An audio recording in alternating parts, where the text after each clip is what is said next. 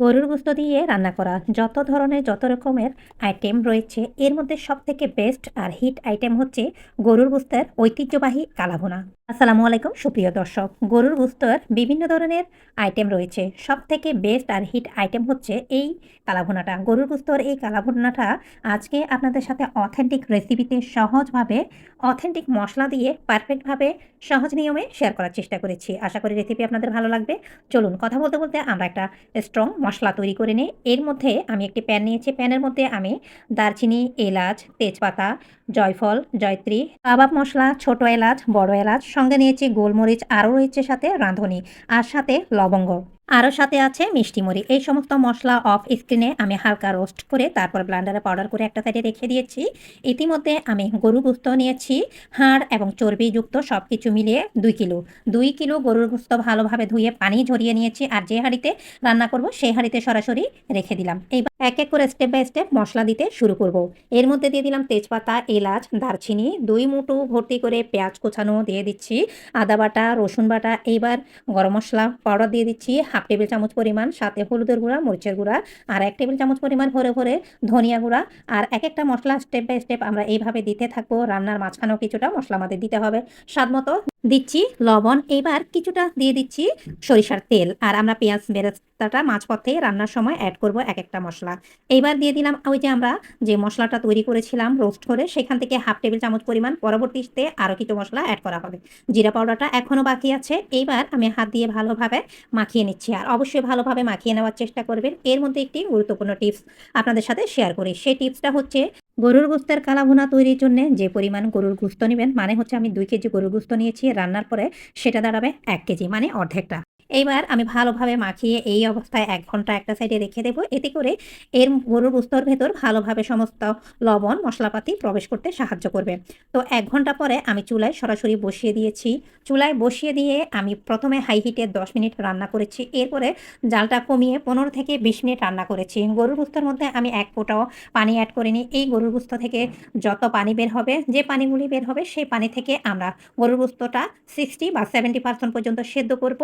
আর বাকিটা আমরা যখন বাগার বা ফোড়ন দেব এর অথেন্টিক কালারটা আনার জন্য, তখন রান্না করতে করতে এর কালারটা চলে আসবে, সাথে বাকি 30%ও কুক হয়ে যাবে। এইবার আমি ভালোভাবে মিশিয়ে নিলাম আর ঢাকা দিয়ে রান্না করব।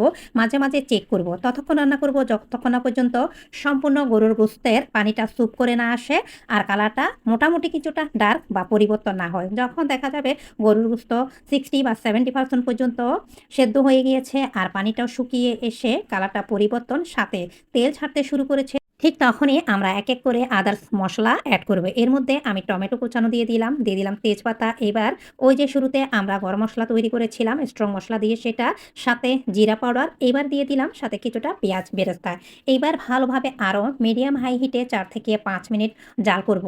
যখন 4 থেকে 5 মিনিট জাল করব, এর মধ্যে দেখা যাবে ওই যে আমরা টমেটো ইউজ করেছি সেটা ভালোভাবে সেদ্ধ বা গলে যাওয়ার পাশাপাশি এর কালারটা দেখা যাবে আরও কিছুটা পরিবর্তন, সাথে আরও কিছুটা কুক হয়ে আসছে। এইবার আমরা চুলা থেকে সরাসরি গরুর গোশতের কালা ভুনার মাংসের হাঁড়িটা নামিয়ে একটি প্যানের মধ্যে পর্যাপ্ত পরিমাণ সরিষার তেল দিয়ে দিলাম মুঠো ভর্তি করে আবারও পেঁয়াজ কোচানো। এই পেঁয়াজ কোচানোটা আমি একটু ব্রাউন কালার হয়ে আসা পর্যন্ত রান্না করব।